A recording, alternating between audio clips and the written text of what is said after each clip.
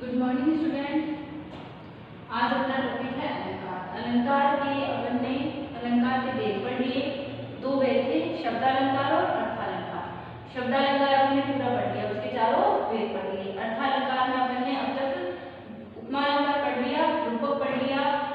इसके बाद आपके आज का जो टॉपिक है वो है उदाहरण अलंकार।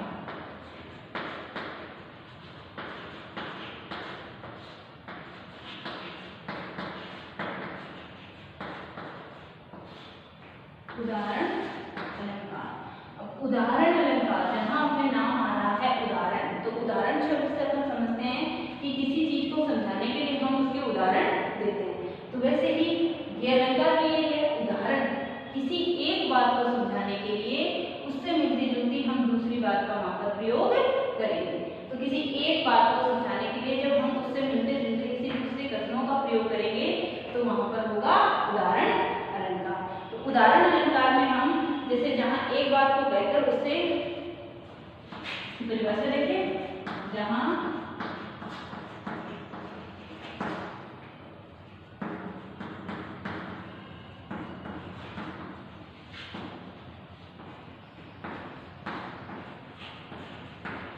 एक बात को कहकर उससे मिलती जुलती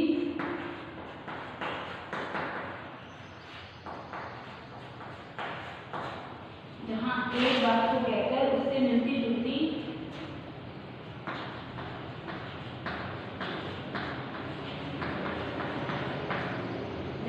एक बात को कहकर उससे मिलती जुलती दूसरी बात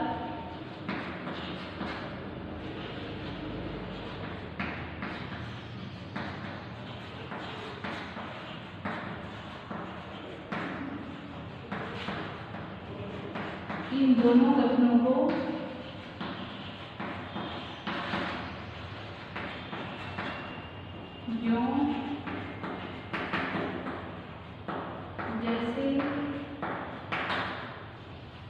जैसे जिन्हीं आदि शब्दों से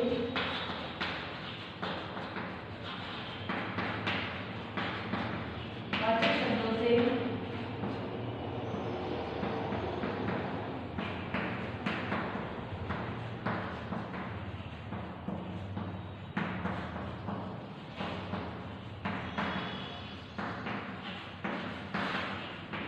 जोड़ दिया गया है वहां उदाहरण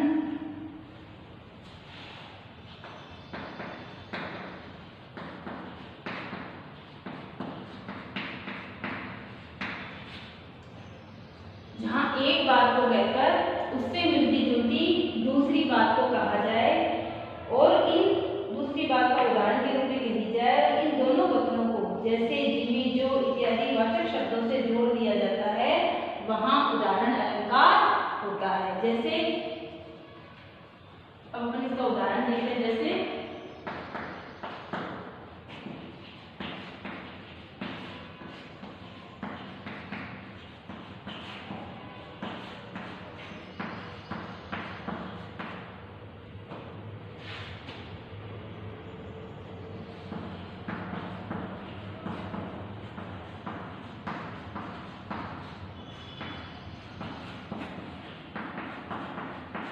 निकी पे फिक्की लगे बिन अवसर, फिक्की लगे बिन अवसर की बात, निकी पे फिक्की लगे बिन अवसर की बात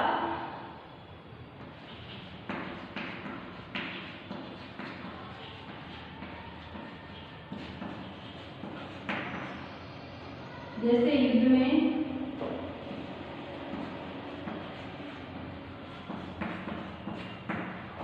नरसंहार,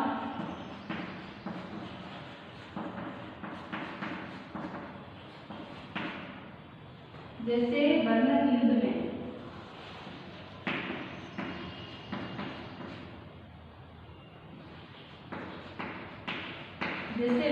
युद्ध में रस श्रृंगार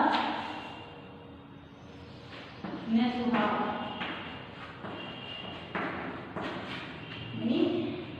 निकी पे फीकी लगे बिन अवसर की बात जैसे बर्नक युद्ध में रस श्रृंगार में सुहाग। यानी यहाँ कवि क्या कह रहे हैं कि जैसे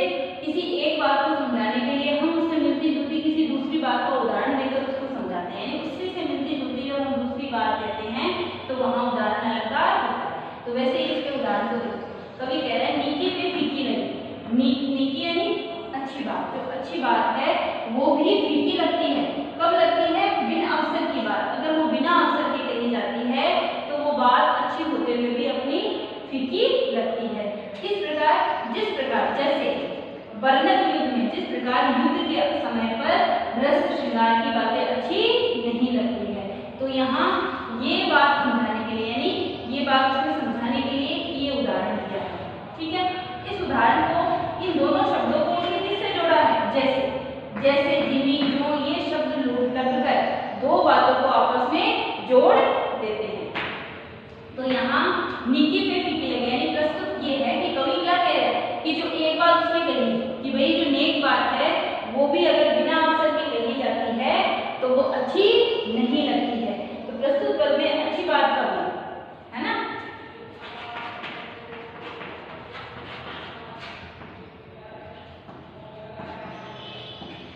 प्रस्तुत पद में अच्छी बात को भी बिना अवसर के कहा जाना, बिना अवसर के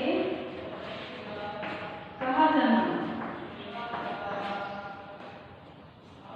प्रस्तुत पद में जो अच्छी बात, नीकी पे फीकी लगी, यानी जो अच्छी बात है वो भी बिना अवसर के कहा जाना, बिना अवसर के फीका लगना की पुष्टि, बिना अवसर के कहा जाना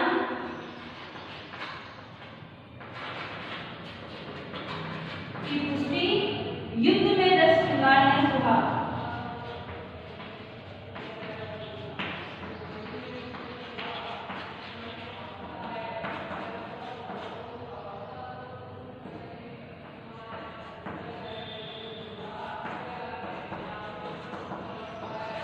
ठीक है, समझ आ गया?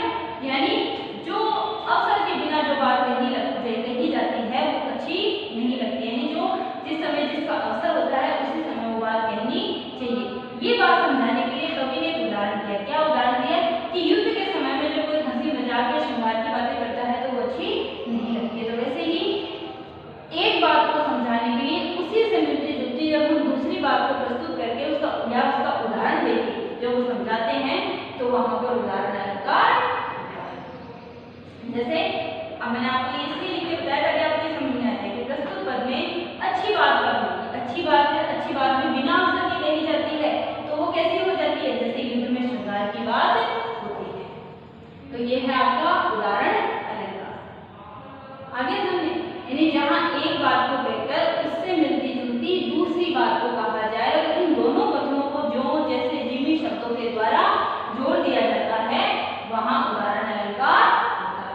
यानी आपको जब आपके सामने उदाहरण आएगा या आपको ये डेफिनेशन याद रखनी होगी तो आपको ये समझ में आ जाएगा कि उसमें दो ही बातें समान होगी, दोनों बातें भी लगभग समान होगी, यानी एक को समझने के लिए दूसरे का हम वहां पर उदाहरण प्रस्तुत करेंगे और उन दोनों लाइनों को या उन दोनों शब्दों को जो, जैसे, जिमी, मैंने आपको कहा जो, जैसे, जिमी, इन शब्दों के द्वारा उसको जोड़ दिया जाएगा तो वहां होगा उदाहरण अलंकार। इसके बाद अगला है आपका विरोधाभास अलंकार।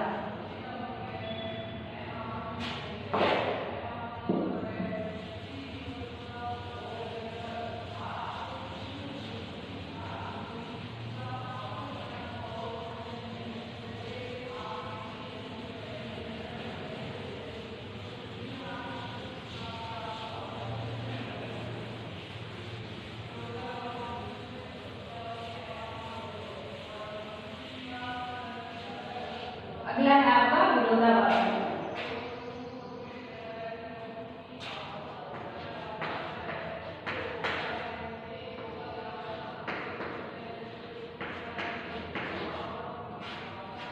विरोधाभास अलंकार, जैसे उदाहरण अलंकार था वैसे ही विरोधाभास अलंकार है कि जहां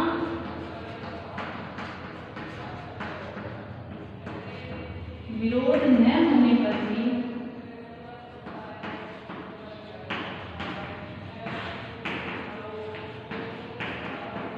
विरोध की प्रतीति होती है, विरोध न होने पर भी विरोध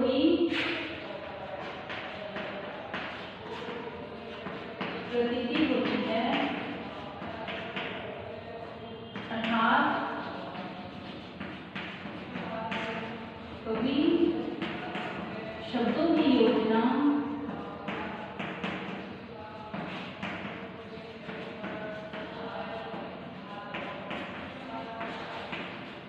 इस प्रकार करता है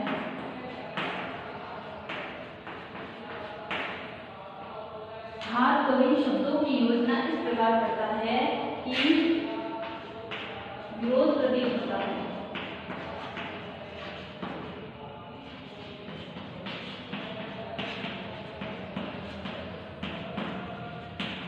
अर्थात कवि शब्दों की योजना इस प्रकार करता है कि सुनते ही पदार्थों में विरोध प्रतीत होने लगता है, कि इस प्रकार करता है कि विरोध प्रतीत होता है।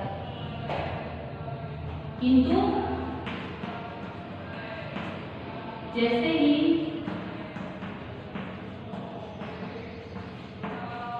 वाक्य का अर्थ प्रकट होता है,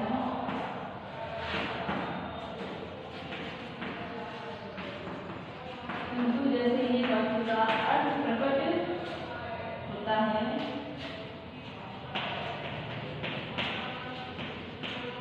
विरोध शांत हो जाता है।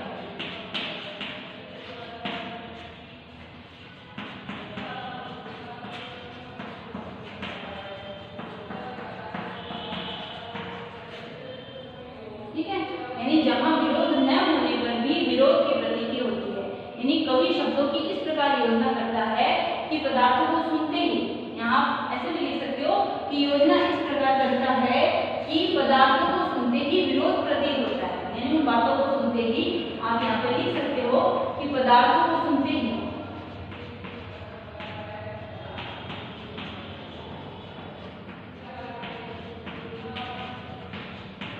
आप ये लाइन बीच में लिख सकते हो ताकि आपको और अच्छे से समझ में आ जाए कि कवि शब्दों की योजना इस प्रकार करता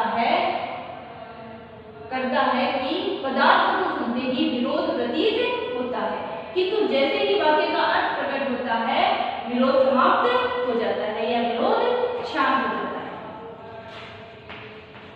देखो इसका उदाहरण देखना, उदाहरण से समझ में आ जाएगा। जैसे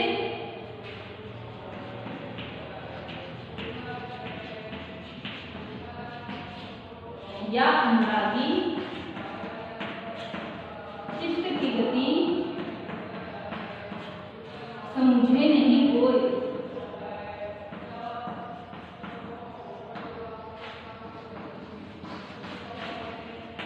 या अनुरागी चित्त की गति समझे नहीं कोई, जो जो बूढ़े शाम रंग,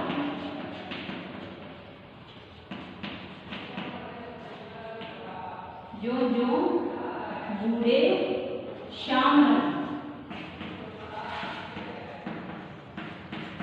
क्यों क्यों उज्जवल हो,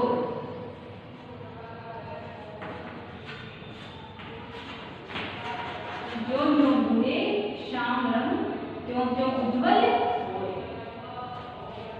अब देखिए इसमें क्या है कि जहां विरोध न होने पर, अब हम इस लाइन को जब हम पढ़ते हैं तो यहाँ इसका अर्थ निकालने की बात है।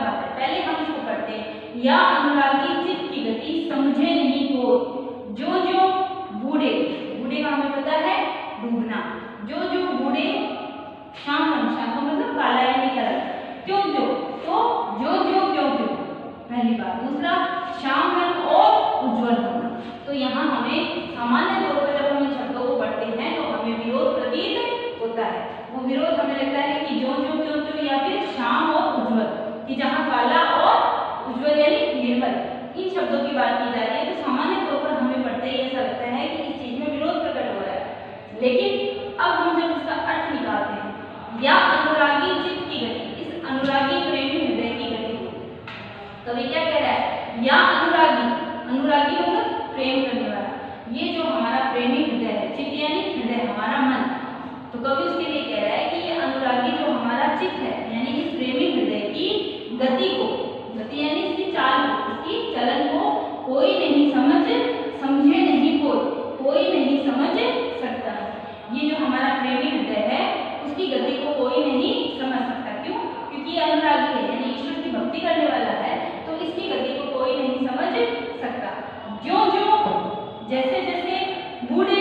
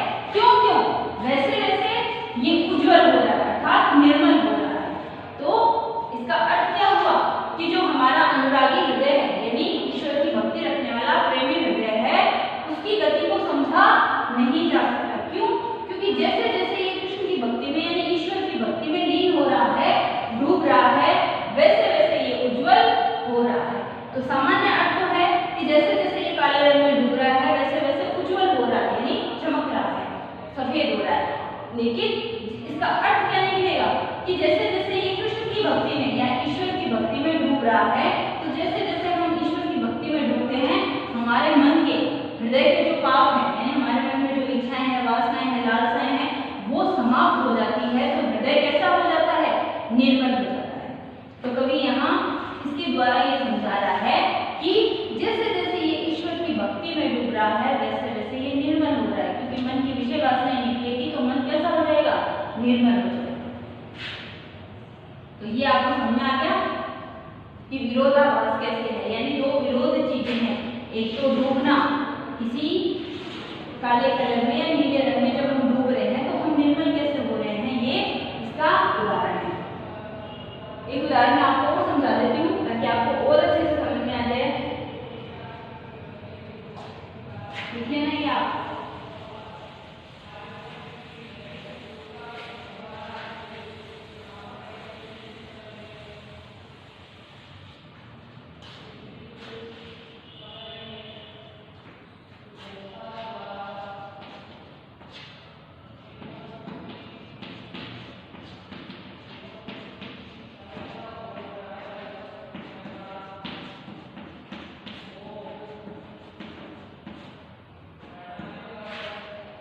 तंत्री नाद कवित रस,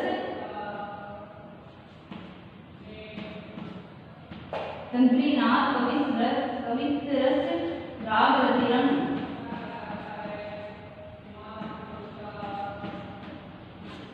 तंत्री नाद कवित रस राग सरस राग रतिरंग अनबूढ़े, यहाँ पे आपके अनबूढ़े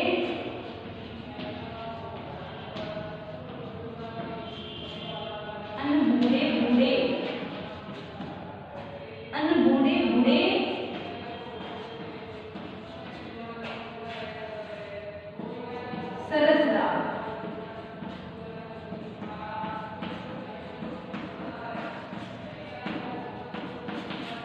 अनबूढ़े बूढ़े तेरे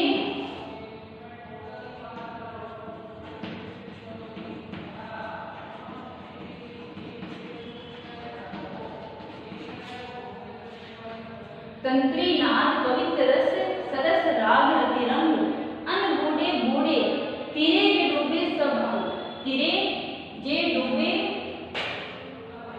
तेरे जे डूबे, जे डूबे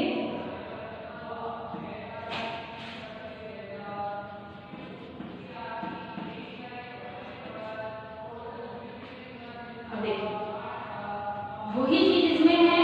सामान्य तौर पर बूढ़ना और तिरना, है ना, यहाँ तिरना और बूढ़ना, ये तीनों चीजें क्या है? एक दूसरे का विरोध प्रकट कर रही है। कैसे? डूबना, तिरना, फिर डूबना। तो ये डूबना तिरना क्या है? एक दूसरे का विरोध ही प्रकट कर रहे हैं। तो सामान्य तौर पर जब हम शब्दों को देखते हैं तो हमें यहाँ विरोध का आभास होता है। इसमें आप देखो, इसका नाम ही है क्या? विरोधाभास, यानी विरोध का केवल आभास होता है।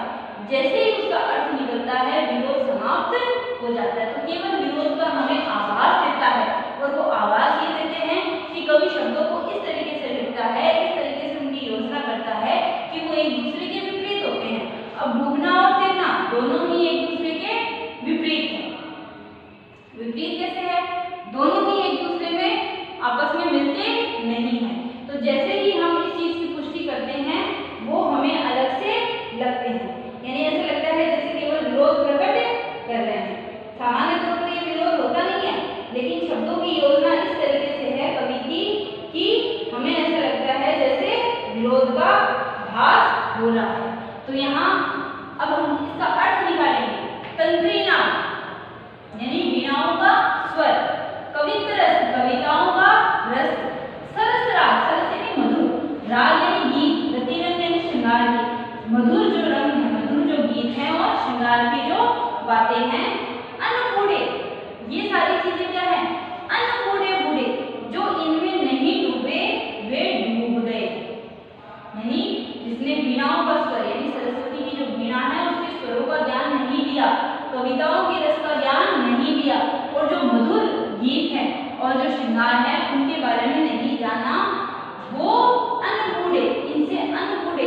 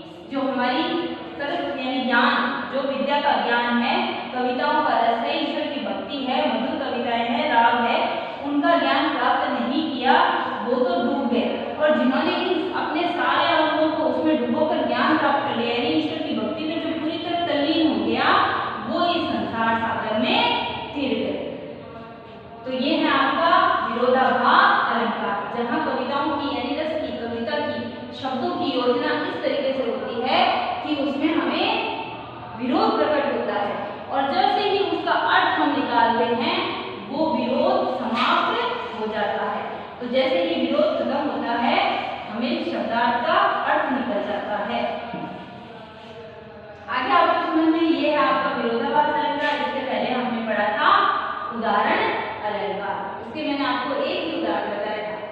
अगर आपको एक से उदाहरण समझ में नहीं आ रहा है तो मैं आपको दूसरा उदाहरण और देती हूँ।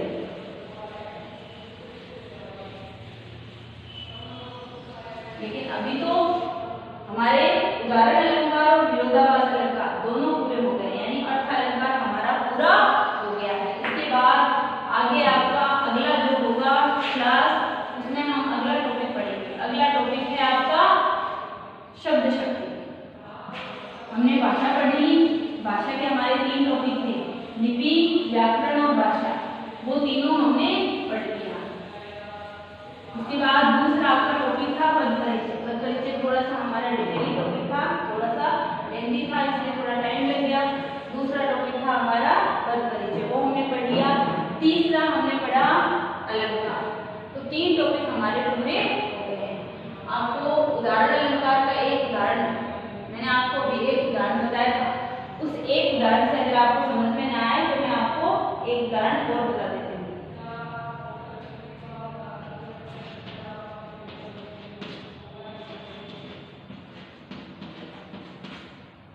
ये आप ध्यान रखना, ये विरोधाभास का नहीं है, उदाहरण अलंकार का है।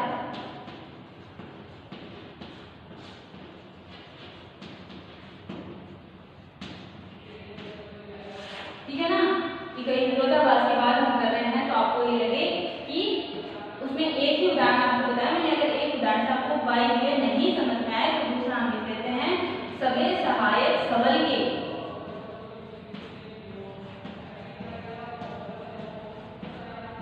सबे सहायक सबल के निर्बल सहाय न होय,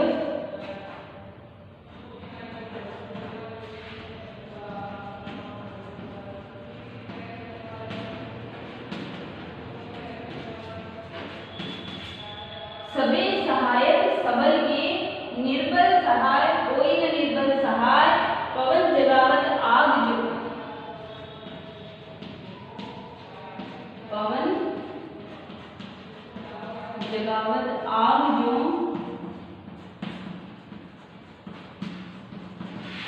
दीप ही दे बुझाए।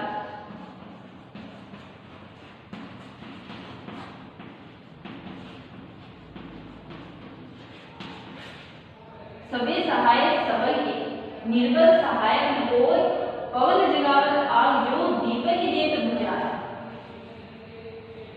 अब देखो इसमें क्या कह रहा है कवि कि सबे सहायक सबल के, इस संसार में सभी व्यक्ति सबल के, जिसके पास बल है उसकी सहायता करते हैं, निर्बल का कोई भी सहायक नहीं होता है। जिस प्रकार पवन जगावत आग जो, जिस प्रकार पवन क्या होती है, आग को फैलाने में सहायक होती है। जंगल में अपन देखते हैं आग लग जाती है, हवा के माध्यम से कहीं भी देख लो हवा से आग बढ़ती जाती है, तो वो आग बढ़ाने का सहायता करती है।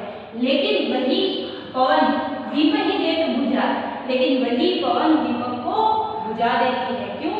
क्योंकि दीपक क्या है, निर्बल है ना।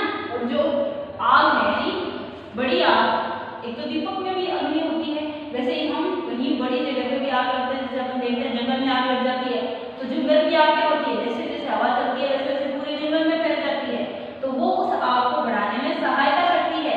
कौन? पवन। तो पवन भी उसी की सहायता करती है जो सबल है, और दीपक एक छोटा सा निर्बल है, उस निर्बल को वो बुझा देती है। तो यहाँ इस बात को समझाने के लिए कि सब किसकी सहायता करते हैं, सभी सहायक सबल के, सभी सबल व्यक्ति की